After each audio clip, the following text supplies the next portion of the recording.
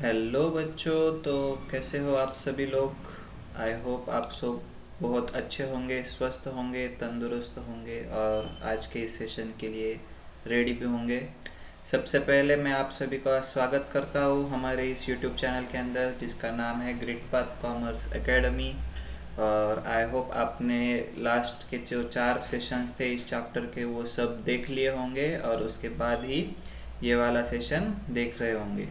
ठीक है, तो हमने लास्ट सेशन के अंदर क्या क्या कवर किया था तो एक बार हम देख लेते। तो शायद हमारा pro rata allotment, over subscription of shares and under subscription of shares, ये 3 पार्ट्स हो गए थे। और अभी उसके बाद हमें जो नेक्स्ट पढ़ना है इस सेशन के अंदर हमें क्या देखना है, calls in arrears and calls in advance देखना है। और उसके साथ साथ हमें देखना है ये वाला point, issue of shares for consideration other than cash. ठीक है, तो आज के इस लेक्चर में हम इतना पोर्शन कवर करेंगे। तो आई होप आप सब ये लेक्चर एंड तक देखेंगे मेरे साथ। तो आज के इस सेशन को शुरुआत करते हैं। तो सबसे पहले हम देखेंगे what is calls in arrears. ठीक है, तो मैं जनरल एक सिंपल लैंग्वेज में बताता हूँ पहले। कॉल्स इन अरियर्स मतलब क्या, कि समझो मैं एक शेयर होल्डर हूँ, मैंने एक कंपनी के अंदर 5000 शेयर्स के लिए अप्लाई किया था। ठीक है, और मुझे वो 5000 शेयर्स अलॉट भी हो गए। अभी कंपनी ने क्या किया, मेरे से अलॉटमेंट मनी मंगाया, मेरे से कॉल मनी मंगाया, बट मैंने वो पे ही नहीं किया कंपनी को। मैंने समझो अलॉटमेंट मनी तक तो पे कर दिए मैंने, पर बाकी के कॉल मनी मैंने पे ही नहीं किए, मतलब मैंने कंपनी को वो पैसे ही नहीं दिए। तो वो कंपनी के पॉइंट ऑफ व्यू से क्या हो जाएगा, वो कॉल्स इन अरियर्स हो जाएगा। समझो उन्होंने कॉल तो किया मेरे को कि भाई मैं हमारे 5000 शेयर्स के जो बचे हुए पैसे वो दे दे, बट मैंने वो पैसे दिए नहीं, तो वो कंपनी के लिए क्या बन गए, कॉल्स इन अरियर्स बन गए। और ऐसा ही इसका उल्टा आ जाएगा calls in advance. Calls in advance के अंदर क्या आ जाएगा, कंपनी ने तो अब तक कॉल नहीं किया है, बट मैंने कॉल करने से पहले ही कंपनी को पूरा शेयर का अमाउंट दे दिया, तो वो जो अमाउंट हो जाएगा फिर वो कॉल्स इन एडवांस हो जाएगा। ठीक है, तो इसको अभी हम थियोरेटिकली पढ़ते हैं क्या क्या दिया है बुक के अंदर, और फिर इसके ऊपर जो सम्स दिए, प्रॉब्लम्स दिए, वो भी सॉल्व करेंगे। ठीक है, तो सबसे पहले what is calls in arrears. So if the company accepts the application and allots the shares to the person, he becomes the shareholder and the shareholder is liable to pay entire amount of shares.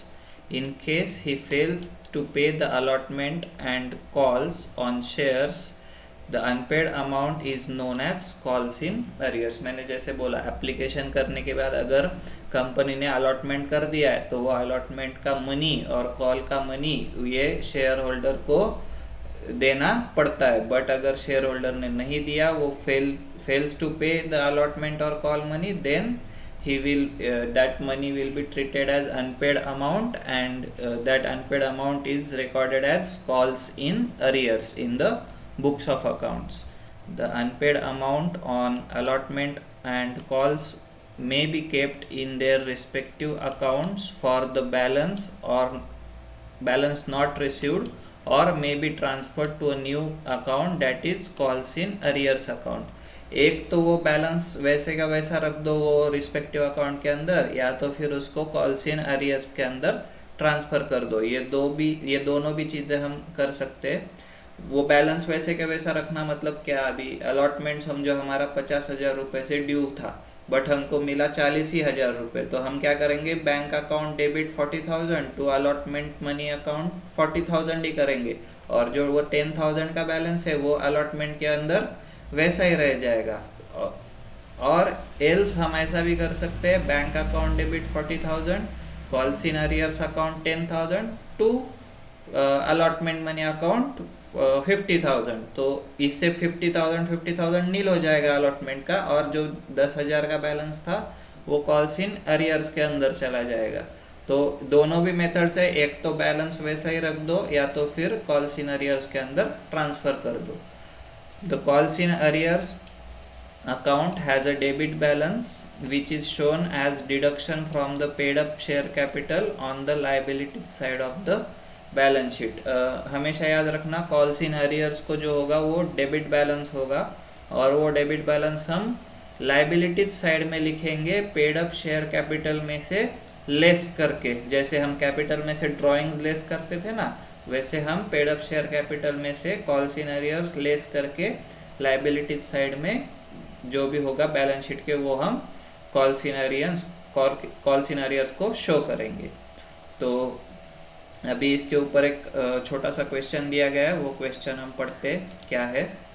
Illustration number 8 है, Girish and company limited invited applications for 25,000 equity shares of ₹10 each payable as 2.50 on application, 5 on allotment and 2.50 on first and final call। ठीक है, applications were received for 30,000 equity shares। तो यहाँ पर क्या हो गया, over subscription हो गया, एंड फिर इसके बदले में इन्होंने क्या किया है, pro rata allotment were made to all. तो इनको क्या हो गया, अभी प्रो रेटा अलॉटमेंट हो गया।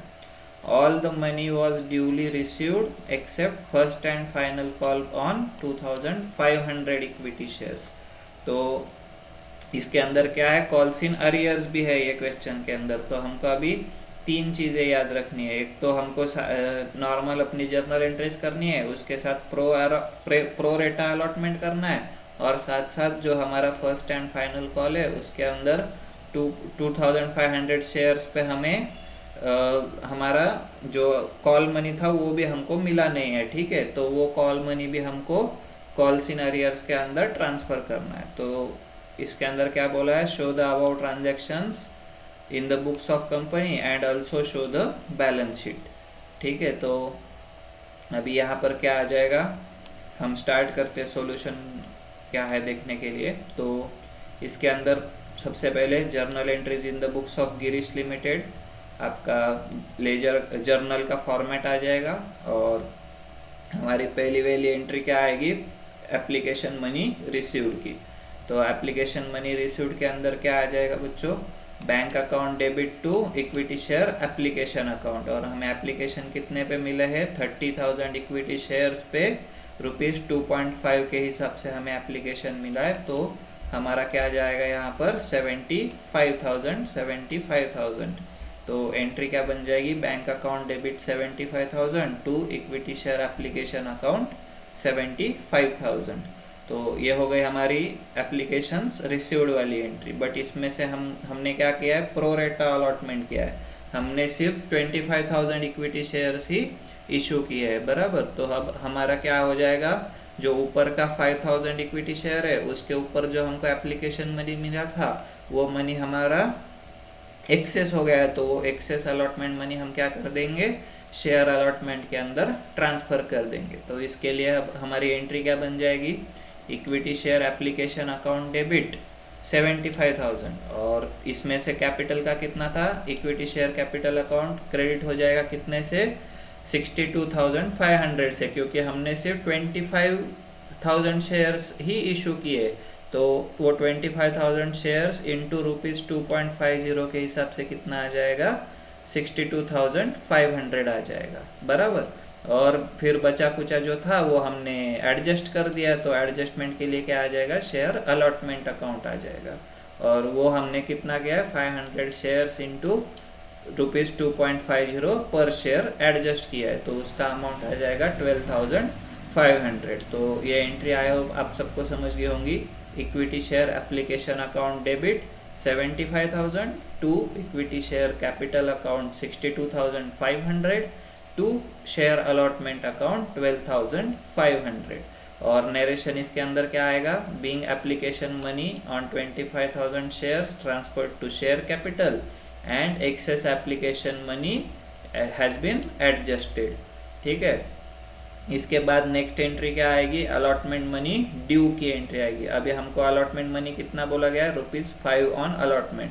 तो हम 25,000 शेयर्स पे क्या कर देंगे, ₹5 पर शेयर के हिसाब से हम अलॉटमेंट मनी ड्यू करेंगे। तो वो ड्यू के लिए एंट्री क्या आएगी, अभी हमारी equity share allotment account debit to equity share capital account, और 25,000 इंटू 5 क्या क्या आ जाएगा, 1,25,000, 1,25,000, राइट। तो ये हो गई हमारी अलॉटमेंट मनी ड्यू की एंट्री।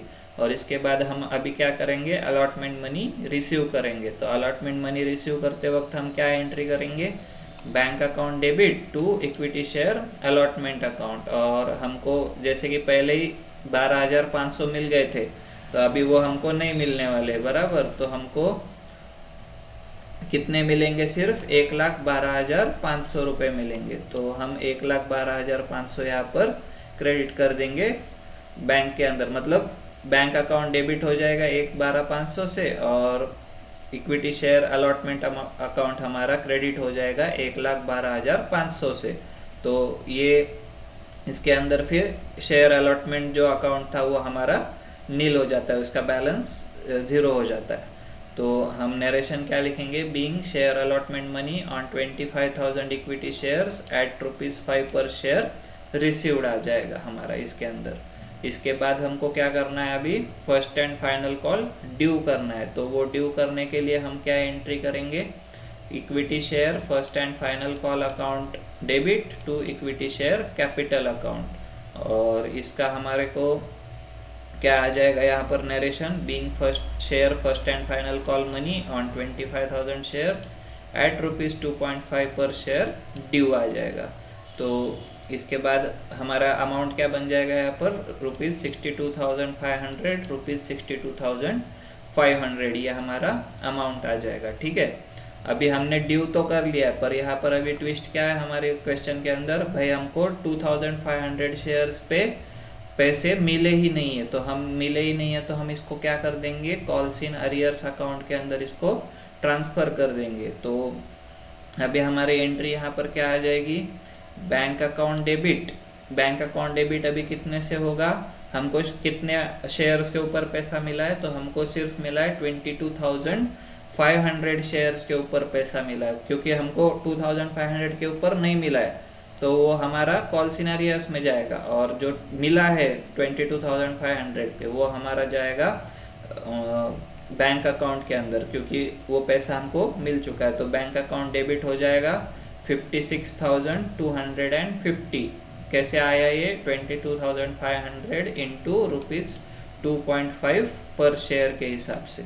और जो हमारा बचा हुआ 2,500 शेयर्स था वो हमको नहीं मिला, तो वो कहाँ चला जाएगा, calls in arrears account debit हो जाएगा। और यहाँ पर अमाउंट आ जाएगा 6,250। ये अमाउंट कैसे आया, 2,500 शेयर्स इंटू ₹5 पर शेयर के, सॉरी ₹2.5 पर शेयर के हिसाब से ये अमाउंट आएगा। और हमारा जो equity share first and final call account था वो हमारा क्रेडिट हो जाएगा 62,500 से। और इस चीज़ को हम बच्चों ऐसा भी लिख सकते हैं, ये कॉल्स इन अरियर्स ना लिखते, जैसे हमको यहाँ पर बोला गया था कि एक तो वैसे के वैसा अमाउंट वो रिस्पेक्टिव अकाउंट के अंदर लिख दो, या फिर नया अकाउंट कॉल्स इन अरियर्स के अंदर ट्रांसफ़र कर दो। तो ये वाला एंट्री हम वैसे भी कर सकते कि भाई bank account debit 56,250 to equity share capital, sorry equity share first and final call 56,250। यहाँ पर ये नोट के अंदर भी दिया गया है, देखो हम अल्टरनेट एंट्री ये भी पास कर सकते हैं ये वाले लास्ट एंट्री के लिए। और जो बैलेंस रहेगा 6,250 का वो वैसे के वैसा रहेगा equity share first and final call के अंदर, ना कि वो कॉल्स इन अरियर्स के अंदर अलग से शो होगा, ठीक है। ये अल्टरनेट एंट्री भी आपको ध्यान में रखनी है, दोनों भी एंट्री बराबर है, आप जैसे आपकी इच्छा हो वैसे कर सकते हो। बट अगर क्वेश्चन के अंदर स्पेसिफिकली दिया गया है कि आपको कॉल्स इन अरियर्स दिखाना है तो फिर आपको वो कॉल्स इन अरियर्स के अंदर ट्रांसफ़र करना पड़ेगा, ठीक है। अभी हमको क्या बोला गया था, बैलेंस शीट बना दीजिए। तो balance sheet of Girish and company limited क्या आ जाएगी, यहाँ पर लाइबिलिटीज साइड में हमारा शेयर कैपिटल आ जाएगा। हमने शेयर कैपिटल कितना क्रेडिट किया है यहाँ पर, तो सबसे पहले हमारा आ जाएगा 62,500, उसके बाद आ जाएगा 1,25,000 और उसके बाद फिर से आ जाएगा 62,500, तो उसका अमाउंट टोटल कितना हो जाएगा 2,50,000 रुपीज़। ठीक है, तो 2,50,000 रुपीज़ हमारा शेयर कैपिटल आ गया, बट उसमें से हमारा क्या है, कॉल्स इन अरियर्स है 6,250 रुपीज़ का। तो ये हम उसमें से क्या कर देंगे, लेस कर देंगे। तो ये लेस होने के बाद यहाँ पर ब्रैकेट आता है दोनों साइड से, तो ये ब्रैकेट डालने के बाद हमारा क्या हो जाएगा, अमाउंट लेस हो जाएगा। तो हमारा शेयर कैपिटल का फाइनल अमाउंट कितना बनेगा, 2,43,750 रुपीज़ बन जाएगा। और हमारे बैंक के अंदर असेट साइड में कितने पैसे क्रेडिट हुए, तो असेट में हम करें 75,000 आए, उसमें उसके बाद आए 1,12,500 और उसके बाद आए 56,250। तो ये सब अमाउंट मिला करके कितना हो जाएगा, 2,43,750 रुपीज़। तो हमारी ये बैलेंस शीट यहाँ पर टैली हो जाती है। ठीक है, आई होप ये क्वेश्चन आपको समझ गया होगा, और कॉल्स इन अरियर्स कैसे रिकॉर्ड किए जाते हैं ये भी आप इस क्वेश्चन से के माध्यम से समझ गए होंगे। अभी इसके बाद जो आता है वो आता है कॉल्स इन एडवांस। ठीक है, मैं पानी पी लेता हूँ और फिर हम स्टार्ट करेंगे।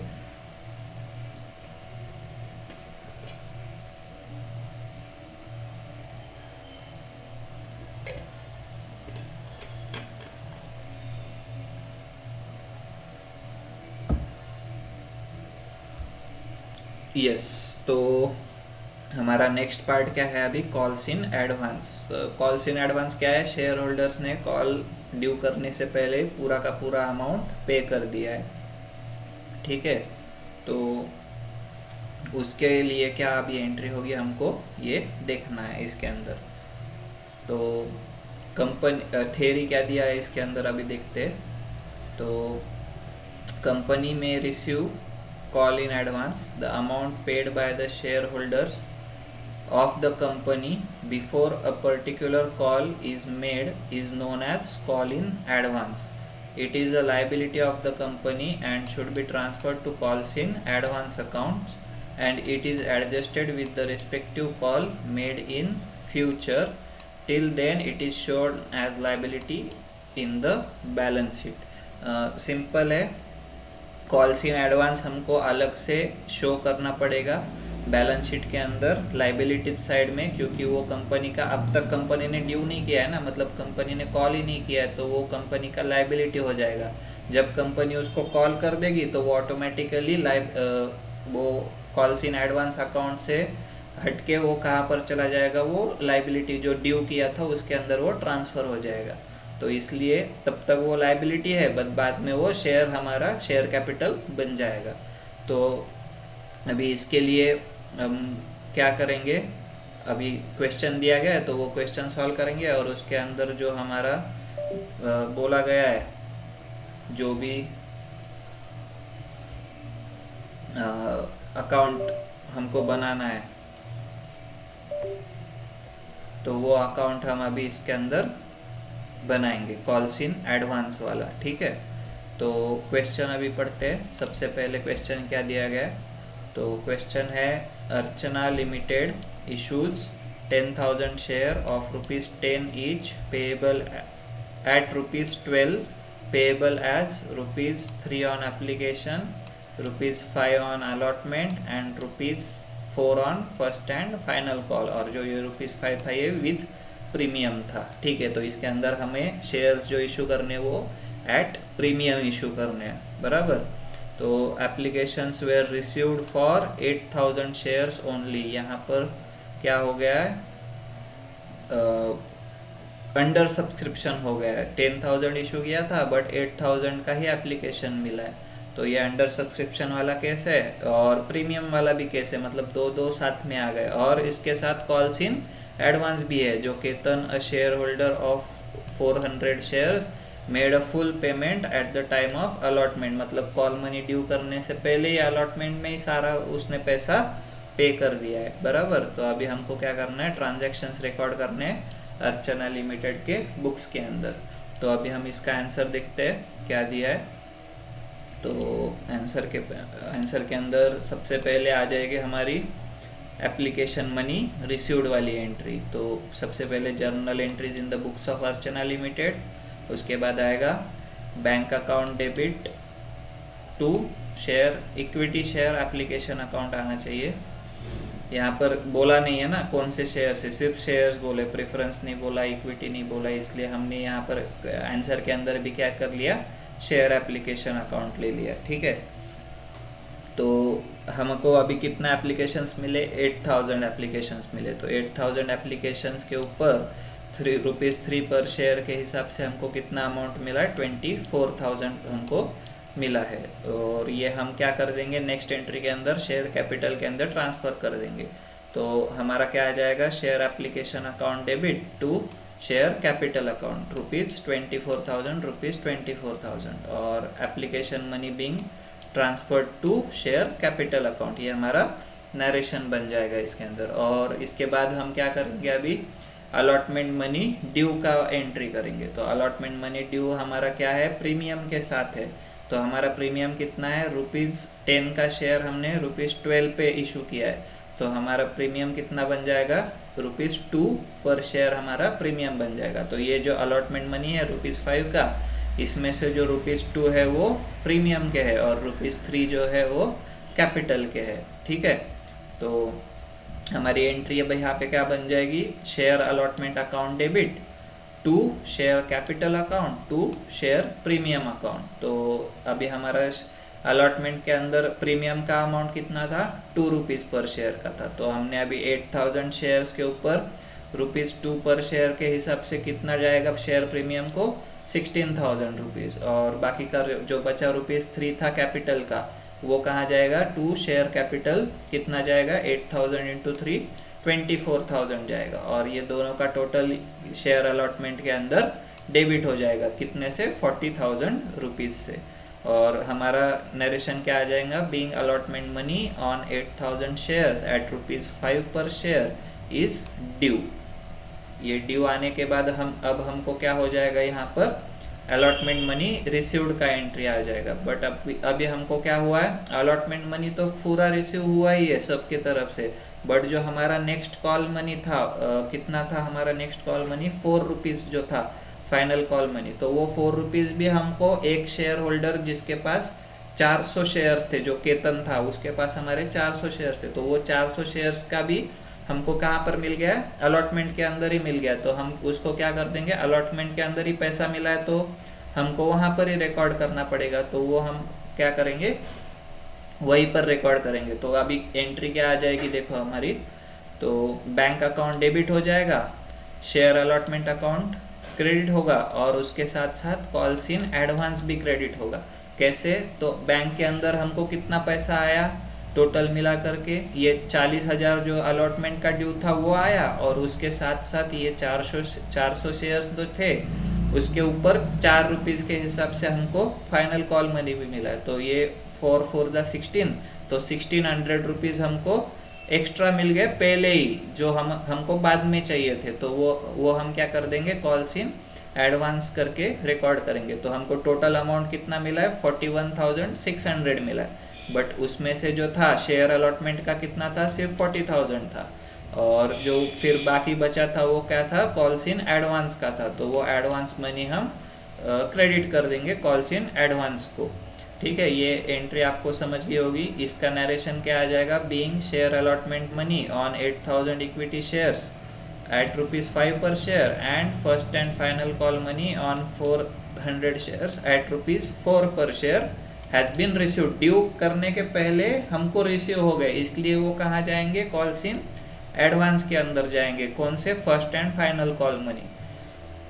ठीक है, तो अभी हम क्या करेंगे, इसके बाद हमारा first and final call due करेंगे। तो वो ड्यू करने के लिए हमको क्या करना पड़ेगा, कितने शेयर्स के ऊपर, 8000 शेयर के ऊपर ₹4 के हिसाब से हम ड्यू करेंगे। तो यहाँ पर क्या बन जाएगा अभी हमारा entry, share first and final call account debit to share capital account, और अमाउंट क्या आ जाएगा, 8000 इंटू 4 32,000। ये 32,000 हमारा यहाँ पर अमाउंट आ गया। और नरेशन क्या आ जाएगा, being first and final call money on 8000 shares at ₹4 per share is due.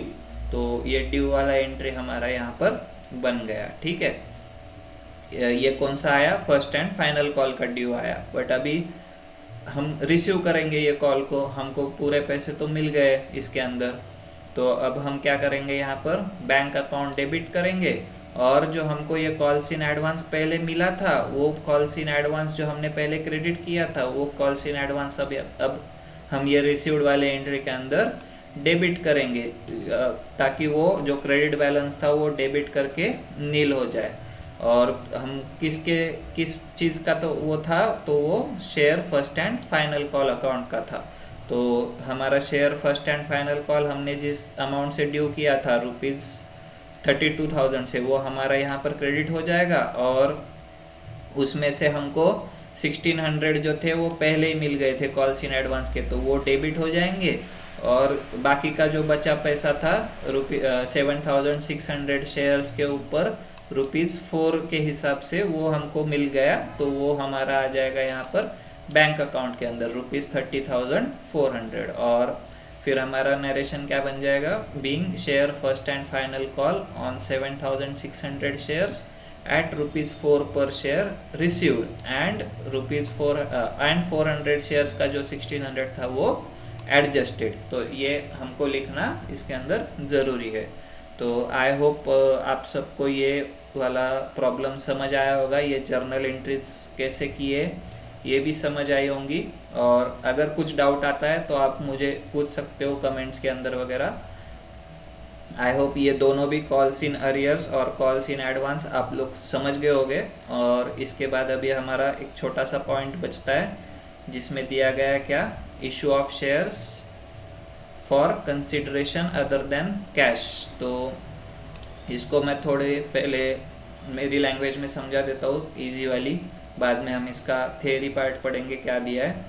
तो क्या होता है बच्चों कि अब मार्केट के अंदर मुझे ना समझो कुछ मशीनरी खरीदनी है, या फिर कुछ फर्नीचर खरीदना है, या कुछ अलग असेट खरीदना है मेरे बिजनेस के लिए, बट अभी मेरे पास उसको देने के लिए पैसे नहीं है। तो मैं क्या करता हूँ, मैं वो पैसों की जगह उसको क्या देता हूँ, मेरी कंपनी का शेयर दे देता हूँ।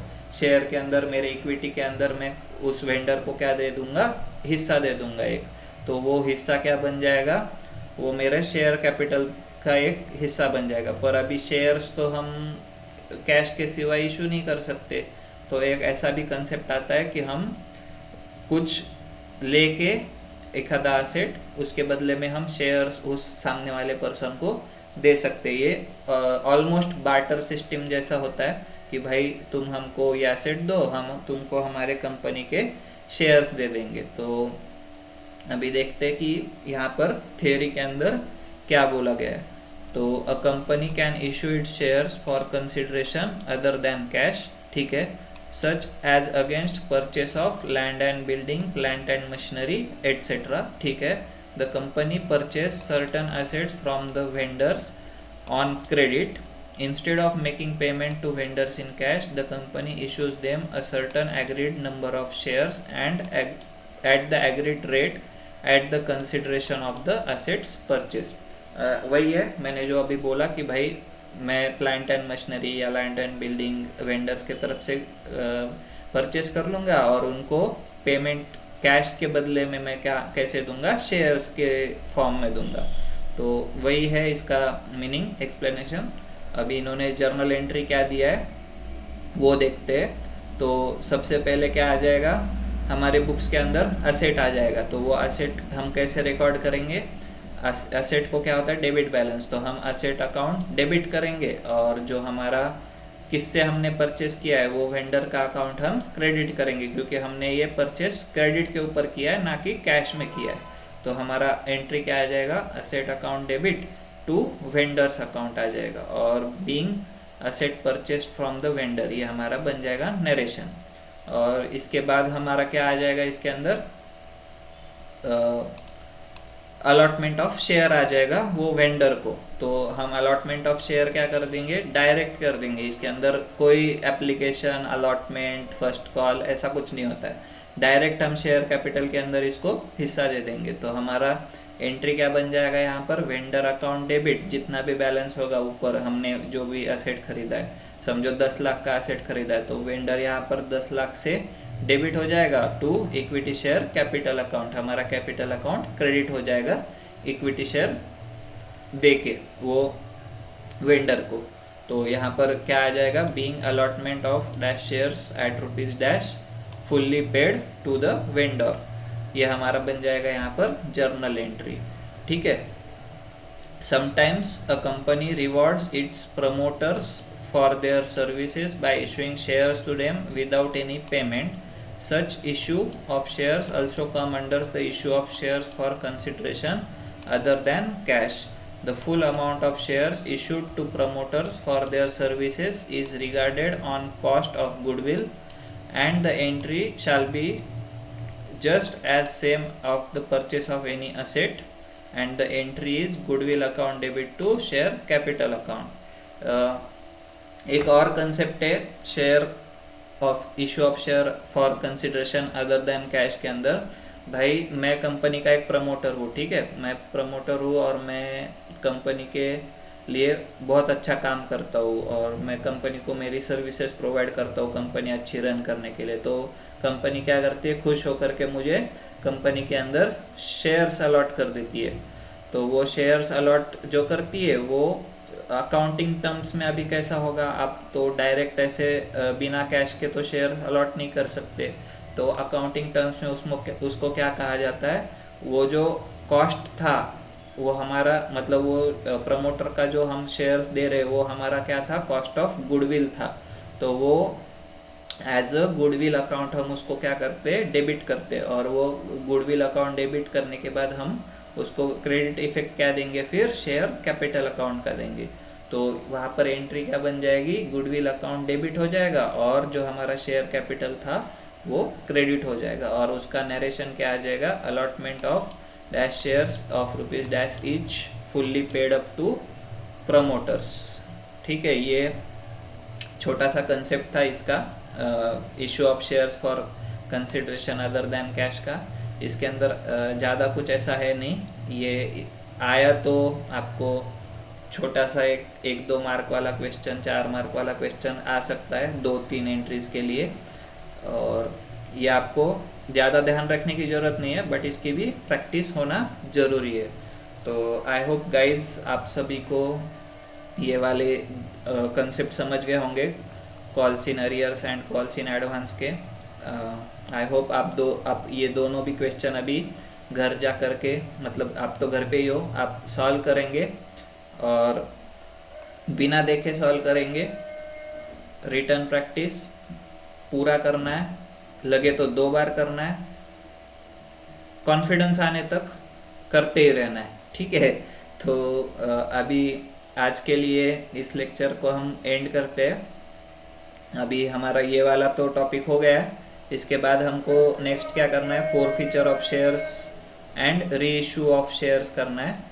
तो ये अभी हम नेक्स्ट लेक्चर के अंदर देखेंगे कि इसको कैसे करना है। ठीक है, तो आई होप आपको आज का ये लेक्चर पसंद आया होगा, तो आप इसको आपके दोस्तों के साथ भी शेयर कीजिएगा, लाइक कीजिएगा, कमेंट और सब्सक्राइब हमारे चैनल को कर दो, मतलब हमारा नेक्स्ट लेक्चर आपको अपडेट होगा। ठीक है, तो आज के लिए बाय।